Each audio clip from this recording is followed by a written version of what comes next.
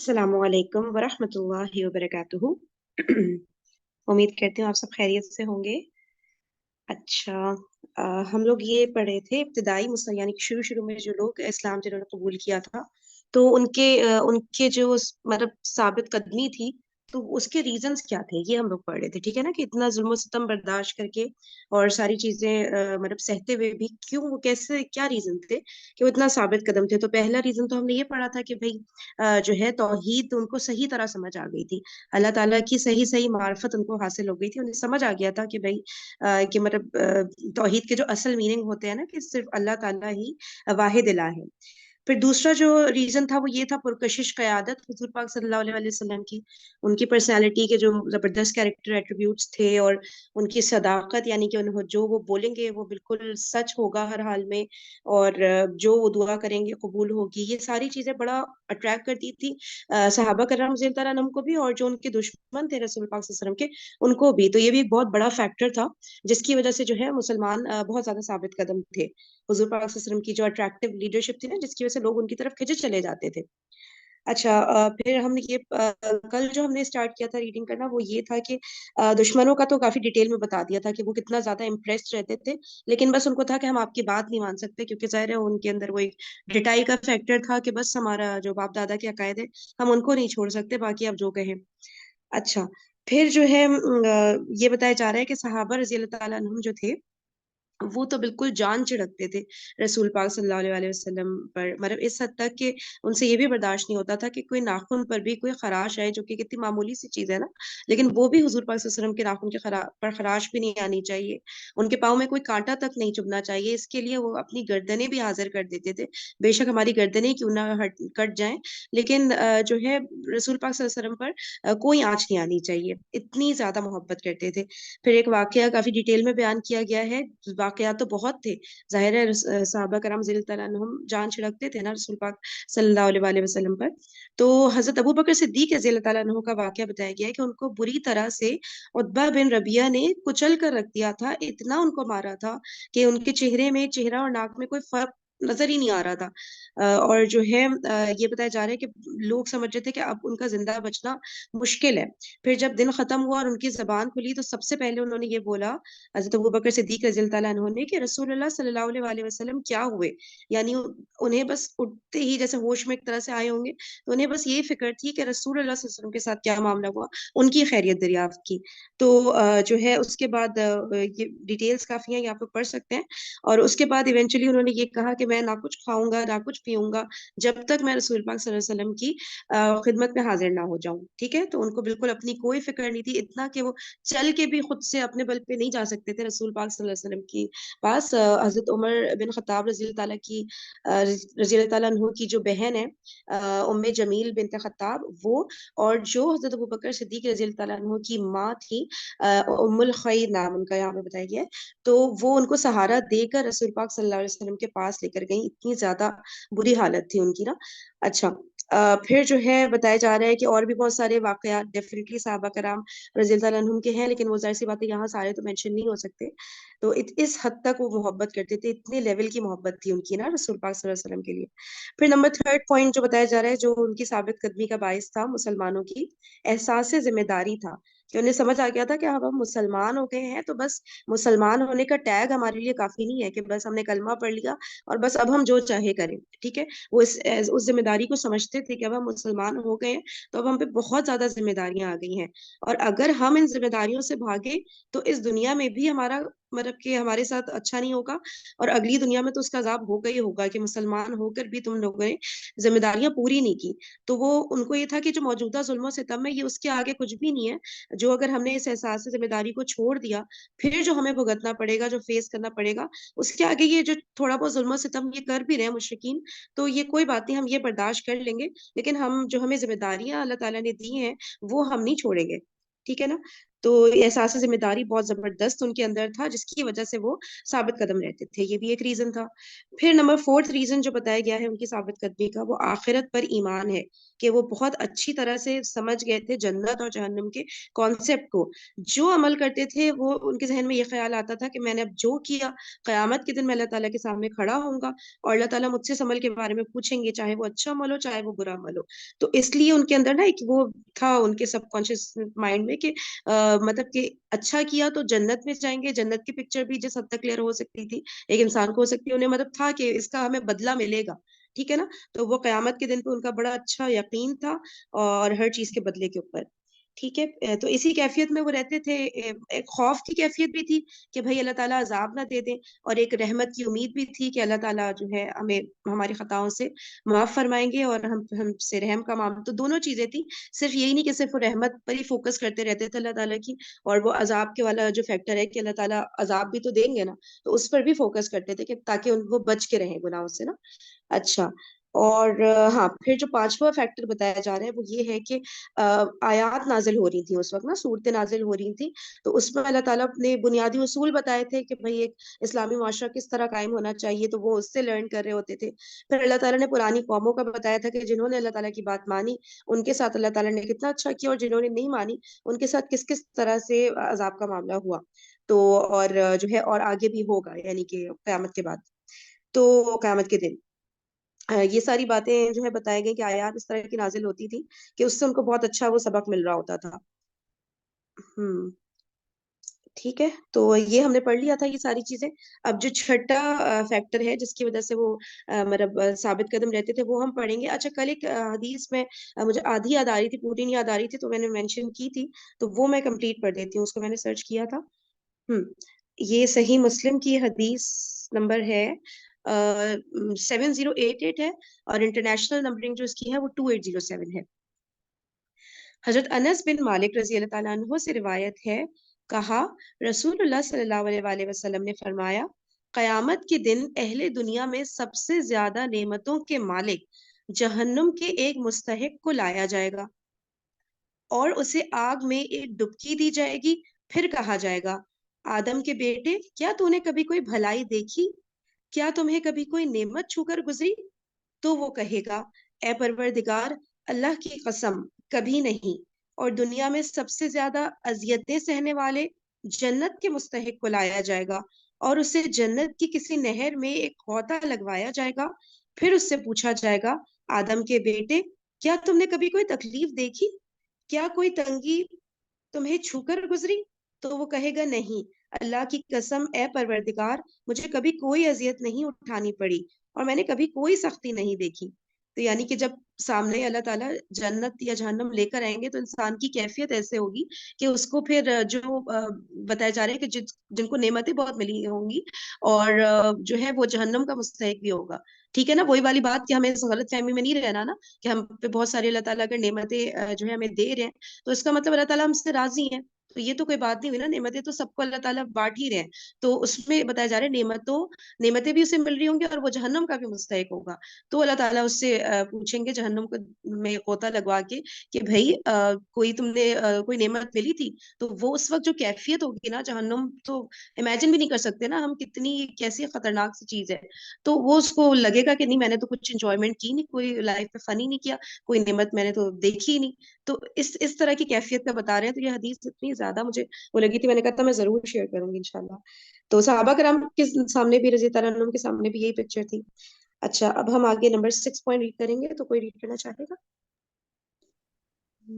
میں پڑھوں؟ جی جی۔ کامیابی کی بشارتیں۔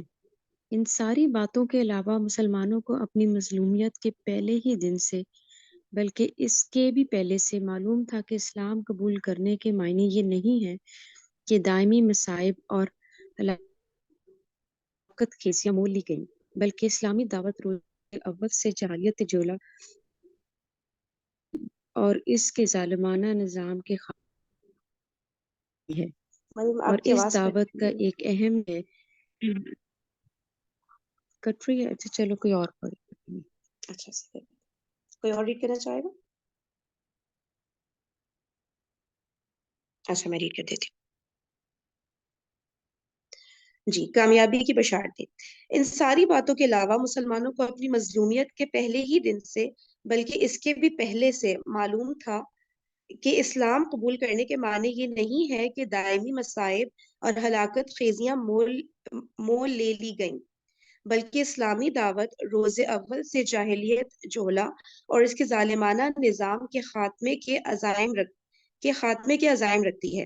اور اس دعوت کا ایک اہم نشانہ یہ بھی ہے کہ وہ روئے زمین پر اپنا اثر و نفوذ پھیلائے اور دنیا کے سیاسی موقف پر اس طرح غالب آ جائے کہ انسانی جمعیت اور اقوام عالم کو اللہ کی مرضی کی طرف لے جا سکے اور انہیں بندوں کی بندگی سے نکال کر اللہ کی بندگی میں داخل کر سکے. اچھا اگر یہ پیراگراف مریم آپ ایکسپلین کرنا چاہیں گی تو ایکسپلین کریے گا، تھوڑا ڈیفیکلٹ ہاں لگ رہا یہ اس میں یہی کہہ رہے ہیں نا کہ اسلام قبول کرنے کا مطلب یہ نہیں کہ اب آپ ہر وقت جو ہے وہ مشکلوں میں ہی رہو گے، بلکہ یہ کہ اسلام تو نافذ کرنے کا مطلب یہ ہے کہ مطلب یہ ظلم اور زیادتی دنیا سے ختم ہو جائے گی، ہے. اور یہ جو اسلام دنیا میں ایسے پھیلے گا کہ بس اللہ کا نام رہے گا اور کسی اور کا نام دنیا میں نہیں رہے گا. مطلب دنیا میں جو جہاں جہاں جس طرح مسلمانوں نے بات کتنا کافی 2-3 وزیر اعظم میں حکومت کر لی تھی، تو اللہ کا نظام ہر جگہ رہے گا، اللہ کی مرضی چلے گی، اللہ کی حکومت چلے گی. تو اس طرح اسلام جو ہے وہ نافذ ہوگا، اور یہ نہیں کہ اگر آپ مصیبتیں جھیل رہے ہیں تو اس کا مطلب ہے کہ آپ کو کبھی کامیابی نہیں ملے گی، کبھی آپ کو آپ مطلب ان سب چیزوں سے نکلو گے نہیں. تو مطلب ان کو بشارت دی جا رہی ہے نا، اس کی ہیڈنگ ہی یہی ہے کہ ایک ٹائم آئے صحیح گا صحیح کہ پوری دنیا میں صرف اللہ کا نظام چلے گا. صحیح صحیح مطلب یہ سب جو ہے ٹیمپریری ہے، ہوں بے شک ٹھیک ہے تھوڑا پرولونگ بھی ہو جائے تو کوئی بات نہیں، لیکن ہاں فائنلی یہ ہوگا کہ اللہ تعالیٰ ضرور مدد فرمائیں گے اور جو ہے انشاءاللہ کامیابی حاصل ہوگی مسلمانوں کو. ہاں صحیح. اچھا. قرآن مجید میں یہ بشارتیں کبھی اشارتاً اور کبھی صراحتاً نازل ہوتی تھی. چنانچہ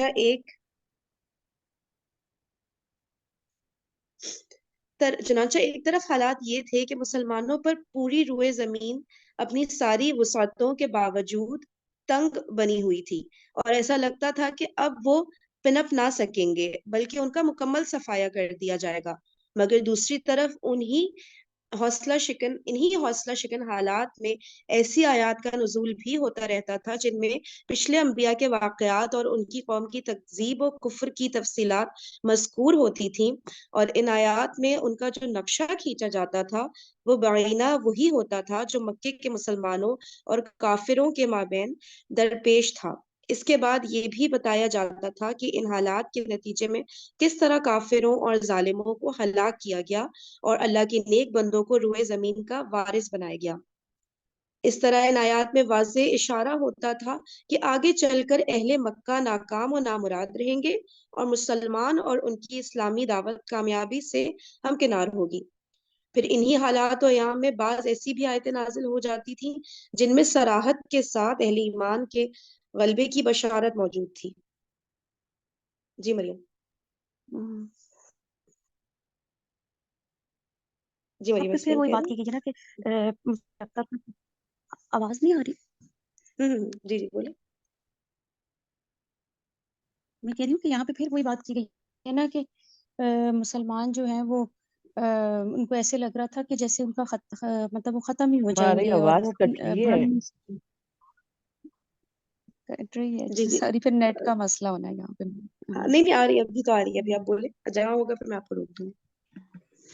اچھا میں یہ کہہ رہی تھی کہ یہاں پہ بھی یہی بتا رہے ہیں نا کہ مسلمانوں کو اس ٹائم تو ایسے ہی لگ رہا تھا کہ سب کچھ تباہ، مطلب ہم ختم ہو جائیں گے، ہم پھل پھول نہیں سکیں گے، اور ہم مطلب کوئی ترقی نہیں دیکھ رہے تھے آگے. تو پھر ایسی آیتیں نازل ہوتی تھی جس سے ان کی، تاکہ ان کی حوصلہ شکنی نہ ہو نا، دوسری پچھلی قوموں کی بھی واقعات سنائے جاتے تھے اور ان کو بتایا جاتا تھا کہ یہ کافر جو ہیں یہ ختم ہو جائیں گے، ہلاک ہو جائیں گے، اور اللہ کے جو نیک بندے ہیں وہی دنیا پہ جو ہے وہ حکومت کریں گے، اس کے وارث بنیں گے. تو اس کے لیے پھر اللہ تعالیٰ ان کو ایسی آیتیں ان کے پہ نازل ہوتی تھی رسول صلی اللہ علیہ وسلم پہ اس زمانے میں، کہ ان کو بشارت دی جاتی تھی فیوچر کی نا، کہ انشاءاللہ اسلام جو ہے وہ پھلے پھولے گا اور یہ جو کافر آج جتنا ظلم کر رہے ہیں یہ سب ختم ہو جائے گا، یہ سب کچھ ان کی جو حوصلہ شکن حالات کو بھی بتایا جا رہا ہے کہ ہاں مطلب کہ ڈیلی وہ دیکھ رہے تھے کہ بھئی آج کا دن یہ جو ہے یہ اتنا ظلم و ستم ہوا، کل ہم پہ اور زیادہ ہوا. تو انسان روز صبح جاگتا ہے نا اس امید کے ساتھ کہ بھئی اب کچھ بہتر ہوگا، ہم تو حق کی راہ پر ہیں. تو وہ نہیں ایک جو جلد بازی والا جو نیچر ہوتا ہے انسان کے اندر کہ ہمیں ریٹرن کیوں نہیں مل پا رہا، تو وہ اس کا بھی بتایا جا رہا ہے کہ ظاہر ہے آپ آزماتے ہیں اللہ تعالیٰ، تو آپ نے بس صبر کرنا ہے اور بالکل اللہ تعالیٰ ضرور جو ہے انشاءاللہ کامیابی نصیب فرمائیں گے. اس میں کہ وہ اچھا سب سوری ایک بات ایڈ کرنا چاہوں گی، کیونکہ جب مکہ کے حالات خراب ہوئے تو جو شب معراج تھی وہ بھی اسی چیز کا ہی نتیجہ تھا کہ آپ صلی اللہ علیہ وسلم کی دل کو تسلی اور سکون کے لیے اللہ تعالیٰ نے آپ کو شب معراج کروائی تھی کہ آپ دل برداشتہ نہ ہوں، جو تکلیفیں آپ اٹھا رہے ہیں اس سے آپ کو ذرا سکون ہو. تو یہ شب معراج بھی اسی نتیجے میں کروائی گئی تھی، جیسے ہی مسلمانوں کو آیات نازل ہو رہی تھی، ان کو تسلی دی جا رہی تھی، تو شب اچھا اچھا معراج بھی اسی چیز کا نتیجہ تھی. صحیح صحیح. اچھا شب معراج کا ذکر آیا تو میں ایک چیز یہاں پہ پوائنٹ آؤٹ کرنا چاہوں گی، اور اگر میں غلط ہوں تو مجھے میری تصحیح کریے گا، کہ ابھی میرے خیال سے آج 26 رجب ہے یا 25 رجب ہے. کسی کو پتا ہے آج کی ڈیٹ ایگزیکٹلی کیا ہے؟ میں دیکھ لیتی ہوں ایک سیکنڈ نا، کیونکہ ذرا سا امپورٹنٹ پوائنٹ مجھے لگ رہا ہے. ایک سیکنڈ.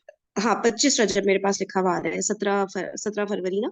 تو دیکھیں جہاں تک میری ریسرچ ہے، کافی علماء کو میں نے اسکالرس کو سننا ہے تو وہ یہی کہتے ہیں کہ شب معراج نا یہ کہیں سے بھی کوئی ثابت نہیں ہے کہ یہ 27 کی رات کو، 27 رجب کی رات کو ہوتی ہے. ٹھیک ہے، ایون رجب کا بھی منتھ ثابت نہیں ہے. شب معراج تو ظاہر ہے ثابت ہے، لیکن اس کا نا اللہ تعالیٰ نے ہمیں ڈیٹ یا منتھ کچھ بھی نہیں بتایا. مطلب کہیں گے نا کہ ضعیف حدیث میں بھی آیا ہو، تو ضعیف حدیث تک میں نہیں آیا ہوا کوئی بھی اس کا ذکر نا اس کی ڈیٹ کا. تو وہ اللہ تعالیٰ نے ہم سے چھپائی ہوئی ہے. اب آپ کو پتا ہے پاکستان میں سب کانٹیننٹ میں تو اتنی ساری چیزیں اپنی طرف سے داخل کر دی گئی ہیں دین میں، اور وہ پھر ہم فالو کر رہے ہوتے ہیں، ہم دلیل کی طرف جا ہی نہیں رہے ہوتے کہ بھئی دیکھیں تو کہاں ہے، کوئی ہمیں ثابت کر کے دے کہ بھئی ان آیات سے یا ان احادیث سے یہ ثابت ہوتا ہے 27 رجب کو ہے. ٹھیک ہے نا، تو یہ کہیں سے بھی کوئی اس کا ثبوت ملتا نہیں ہے، اور بس ہم لوگ اندھا دھند فالو کر رہے ہوتے ہیں.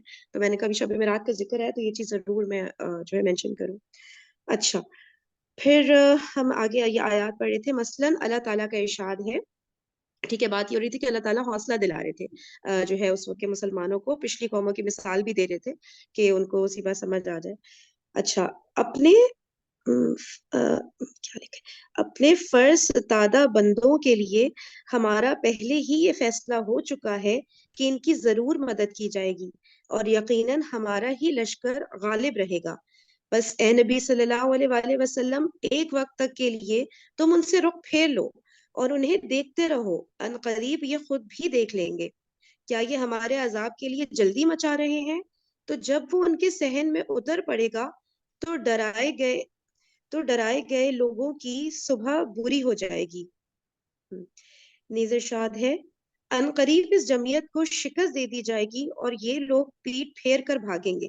یعنی اس طرح سے اللہ تعالیٰ حوصلے بلند کر رہے ہیں نا مسلمانوں کے کہ ٹھیک ہے ابھی بہت بے شک آپ لوگ جو ہے اس میں ہیں، ظلم و ستم برداشت کر رہے ہیں ساری چیزیں، لیکن ابھی ان سب کو شکست ہو جائے گی، بس اس کا ان قریب ایسا ہونے والا ہے. پھر ایک اور آیت کا بتایا جا رہا ہے کہ یہ جتھوں میں سے اچھا اس ایک میں معمولی ستادہ جو ہوتا ہے نا، یہ بھیجے ہوئے بندے، مطلب نبیوں کے لیے کہا گیا ہے. اچھا اچھا اچھا ٹھیک ہے ٹھیک ہے، پھر سے تھا بندے. اوکے صحیح. یہ جتھوں میں سے ایک معمولی سا جتھا ہے جسے یہی شکست دی جائے گی. صحیح، یعنی اس دنیا میں ہی ان کو شکست دے دی جائے گی. مہاجرین حبشہ کے بارے میں ارشاد ہوا، یعنی کہ جن لوگوں نے حبشہ ہجرت کی تھی نا، ایک تو بالکل شروع میں کی تھی، اس کے بعد سیکنڈ ٹائم بھی ہجرت کی تھی حبشہ میں، نجاشی بادشاہ کے وہاں پر جو گئے تھے نا، تو اس کے بارے میں آیت نازل ہوئی ہے. جن لوگوں نے مظلومیت کے بعد اللہ کی راہ میں ہجرت کی، ہم انہیں یقیناً دنیا میں بہترین ٹھکانہ عطا کریں گے. اچھا دیکھیں دنیا کی بشارت آئی کہ دنیا میں بھی ہم بہترین ٹھکانہ عطا کریں گے، اور آخرت کا اجر بہت ہی بڑا ہے اگر لوگ جانیں.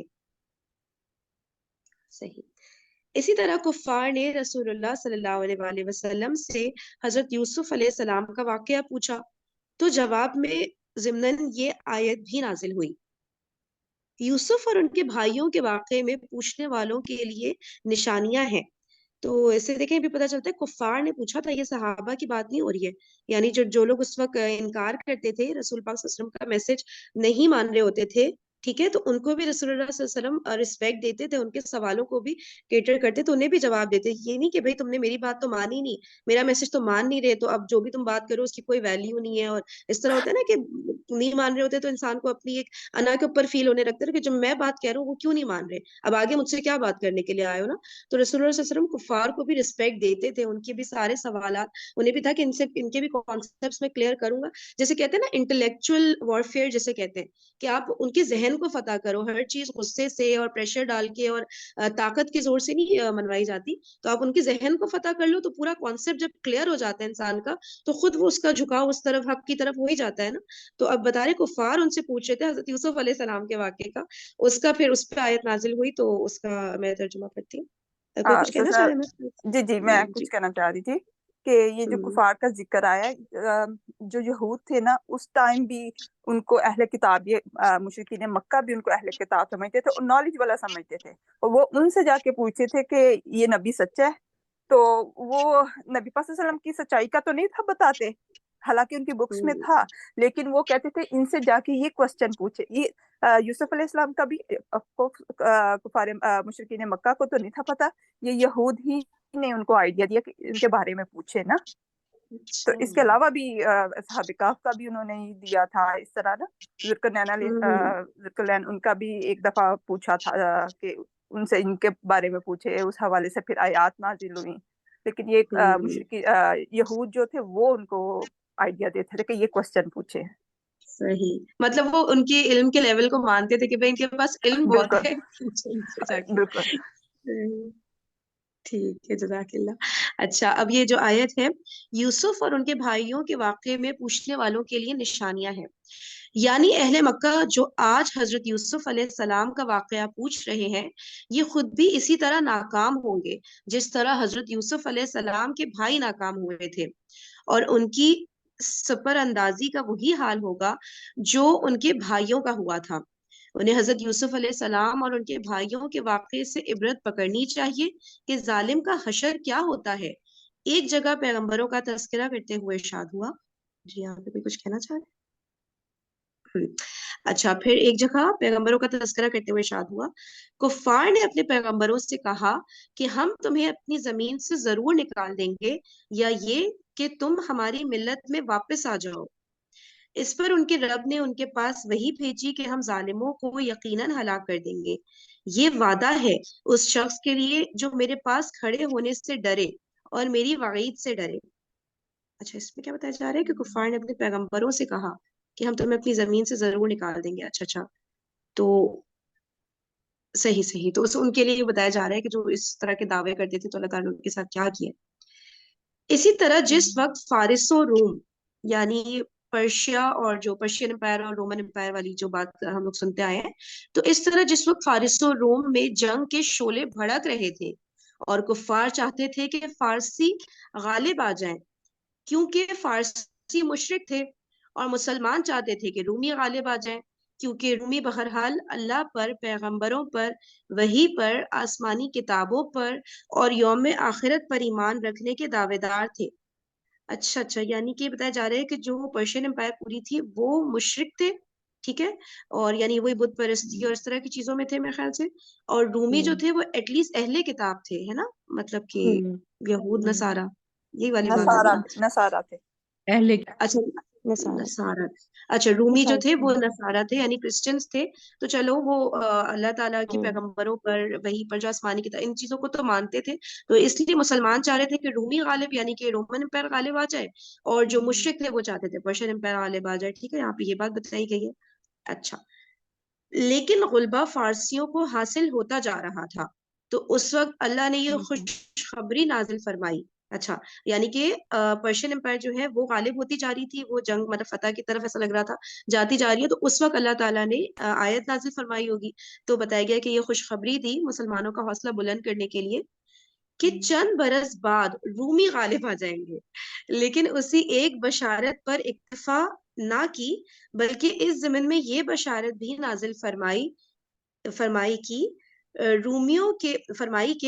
رومیوں کے غلبے کے وقت اللہ تعالیٰ مومنین کی بھی خاص مدد فرمائے گا, جس سے وہ خوش ہو جائیں گے.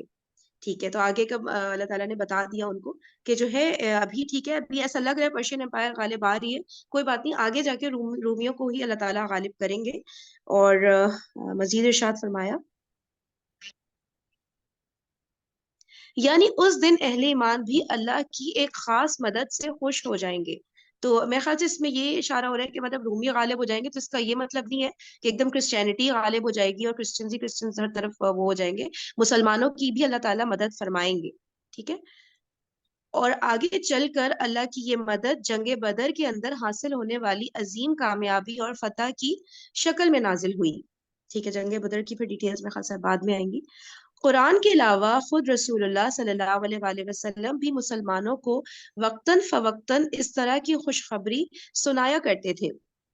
چنانچہ موسم حج میں آپ عکاظ، مجنہ اور ذوالمجاز کے بازاروں میں لوگوں کے اندر تبلیغ رسالت کے لیے تشریف لے جاتے تو صرف جنت ہی کی بشارت نہیں دیتے تھے، بلکہ دو ٹوک لفظوں میں اس کا بھی اعلان فرماتے تھے: لوگوں، لا الہ الا اللہ کہو، کامیاب رہو گے، اور اس کی بدولت عرب کے بادشاہ بن جاؤ گے، اور اس کی وجہ سے عجم بھی تمہارے زیر نگی آ جائے گا.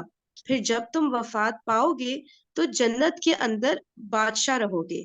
ٹھیک ہے، ایک تو جنت کی تو بشارت تھی کہ جنت ملے گی، لیکن اس دنیا کا بھی بتایا جا رہا ہے کہ عرب کے بادشاہ بن جائیں گے مسلمان. تو لا الہ الا اللہ اس کلمے کو سمجھنا ہے اور فالو کرنا مطلب ہے، اس کے سارے تقاضے پورے کرنے ہیں.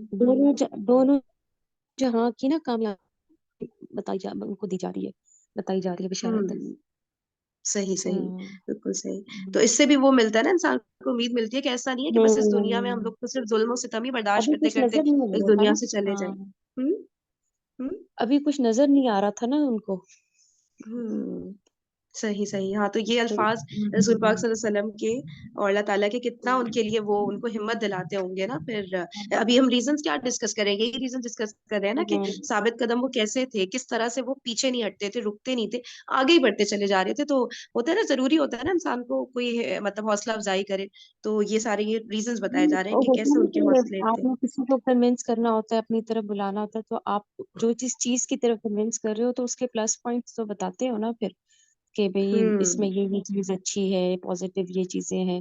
تو پھر اگلا کنونس ہوتا ہے نا، اس کو پھر خوشی ہوتی ہے کہ اگر میں کچھ لے رہا ہوں تو مجھے کچھ اس میں فائدہ بھی ہو رہا ہے. تو اس لیے وہ جو ایک پہلی دفعہ ایک بندہ داخل ہوگا تو اس کو تھوڑے دنیاوی فائدے بھی بتانے پڑتے ہیں، اس لیے کہ ایمان کا لیول ایک دم وہ تو نہیں ہوتا نا. صحیح صحیح. ورڈز بہت قیمتی ہوتے ہیں، باقی ہمیں بھی ان کو نا بڑا اپنانا چاہیے. اچھا، پھر آ گیا ہے یہ واقعہ پچھلے صفحات میں گزر چکا ہے کہ جب عتبہ بن ربیعہ نے آپ صلی اللہ علیہ عتبہ بن ربیعہ کا ہم نے کل کیا واقعہ پڑھا تھا، وہی والا جو حضرت ابو بکر صدیق رضی اللہ تعالیٰ عنہ کو اس نے کافی مارا تھا نا.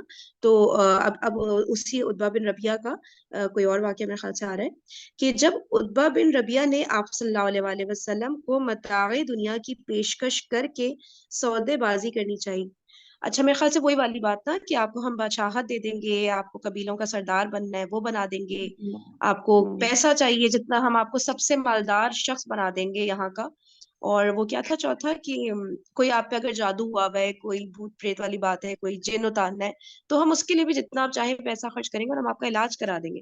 یعنی کہ اس دنیا کے جو بھی فائدے ہو سکتے ہیں سب سامنے میرے خیال سے عتبہ بن ربیعہ نے رکھے ہوں گے جو یہاں پہ ذکر آ رہے ہیں. تو وہ تو ریجیکٹ کر دیا تھا نا اسٹریٹ اوے یہ سودے بازی رسول پاک صلی اللہ علیہ وسلم نے.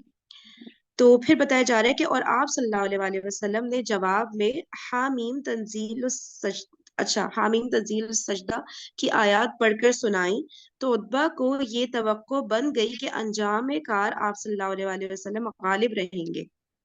اچھا، اس کو بھی یقین آ گیا کہ مسلمان غالب ہی ہو جائیں گے. اسی طرح ابو طالب کے پاس آنے والے قریش کے آخری وفد سے آپ صلی اللہ علیہ وآلہ وسلم کی جو گفتگو ہوئی تھی اس کی بھی تفصیلات گزر چکی ہیں. اس موقع پر بھی آپ صلی اللہ علیہ وآلہ وسلم نے پوری صراحت کے ساتھ فرمایا تھا کہ آپ صلی اللہ علیہ وآلہ وسلم ان سے صرف ایک بات چاہتے ہیں جسے وہ مان لیں تو عرب ان کا تابع فرمان بن جائے گا اور عجم پر ان کی بادشاہت قائم ہو جائے گی. اچھا جو وہ لاسٹ ٹائم جب ابو طالب کا جب انتقال ہونے والا تھا، آثار نمایاں ہو رہے تھے، تو انہوں نے کہا تھا نا کہ ایک آخری اٹیمپٹ لے لیتے ہیں ہم لوگ، اور جو ہے ابو طالب کے سامنے حضور پاک صلی اللہ علیہ وسلم کے ساتھ سارے معاملات کلیئر ہونے چاہیے. ان کے انتقال کے بعد کیا تو پھر ہمیں سب بزدل کہیں گے، لان تان کریں گے ہم پہ. تو رسول پاک صلی اللہ علیہ وسلم نے انہیں یہی کہا تھا نا کہ بس تم اس چیز کو مان لو، لا الہ الا اللہ کو، اور اس کے تقاضے پورے کرو تو پوری دنیا کے بادشاہ ہو جاؤ گے تم. تو یہ مطلب اتنی زیادہ وہ کلیئر کٹ باتیں کرتے تھے، تو اس سے بھی بڑا مسلمانوں کو نا حوصلہ ملتا تھا. اچھا حضرت خباب بن ارت کا ارشاد ہے. اچھا یہ کون تھے؟ یہ وہ تھے جو حضرت عمر رضی اللہ تعالیٰ عنہ کے جو بہن بہنوئی کے گھر جا کے ان کو قرآن سکھا رہے تھے نا. تو ان کا ذکر آ رہا ہے کہ ان کا ارشاد ہے کہ ایک بار میں خدمت نبی صلی اللہ علیہ وآلہ وسلم میں حاضر ہوا.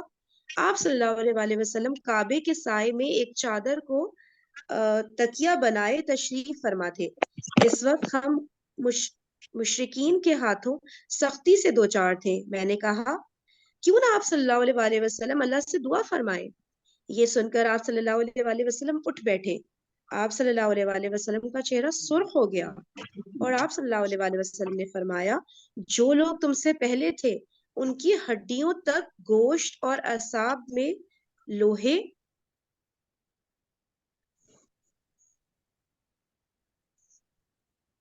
کی کنگھیاں کر دی جاتی تھی، لیکن یہ سختی بھی انہیں دین سے باز نہ رکھتی تھی. اللہ کیا بتایا جا رہا ہے، ایک سیکنڈ دوبارہ دیکھو. ہڈیوں تک گوشت اور اعصاب میں لوہے کی کنگھیاں کر دی جاتی تھی. اللہ، لیکن وہ لوگ اپنے دین سے باز نہیں آتے تھے. یہ نہیں کہ ایمان کمزور پڑ گیا اور فوراً جو ہے ایمان سے ہٹ گئے.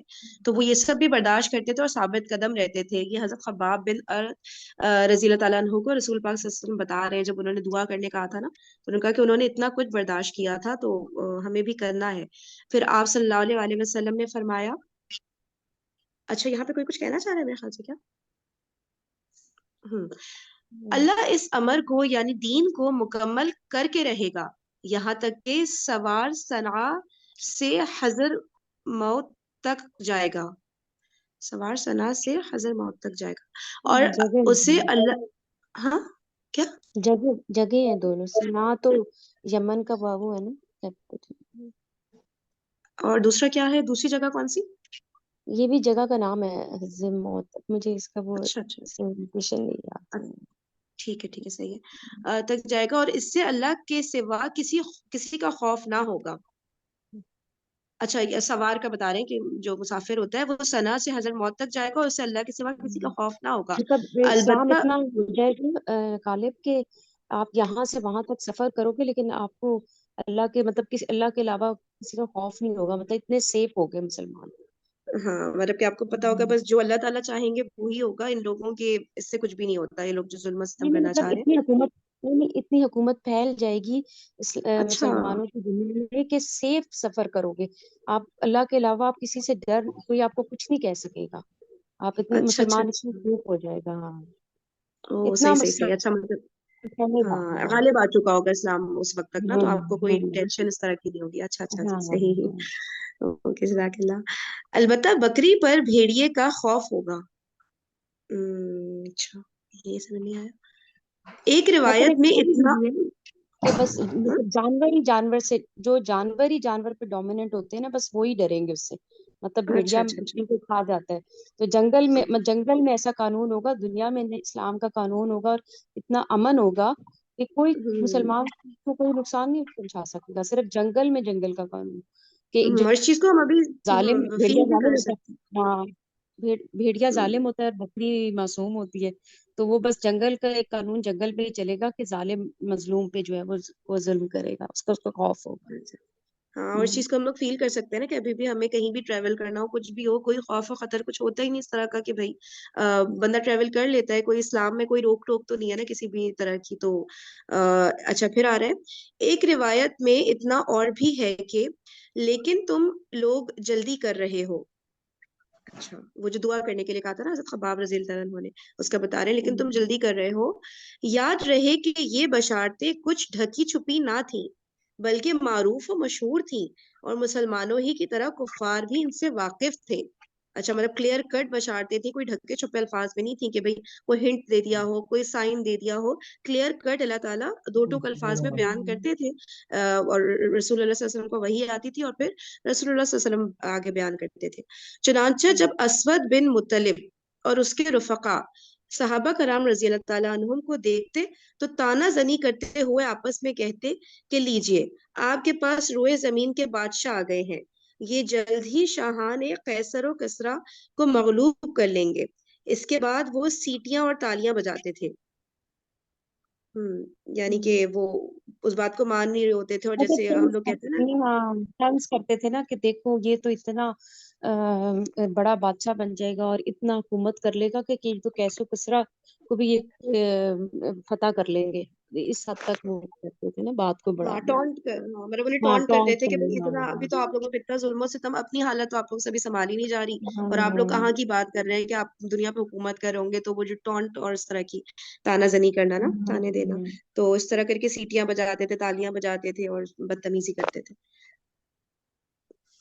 बहरहाल सहाबा कराम रजी अल्लाह ताला अन्हुम के खिलाफ उस वक्त जुल्म सितम और मसाइब आलाम का जो हिमगीर तूफान बरपा था, उसकी हैसियत हुसूल जन्नत की इन यकीनी उम्मीदों और ताबनाक और पुरवकार मुस्तकबिल की इन बशारतों के मुकाबिल इस बादल से ज्यादा ना थी जो हवा के एक झटके से बिखर कर तहलील हो जाता था।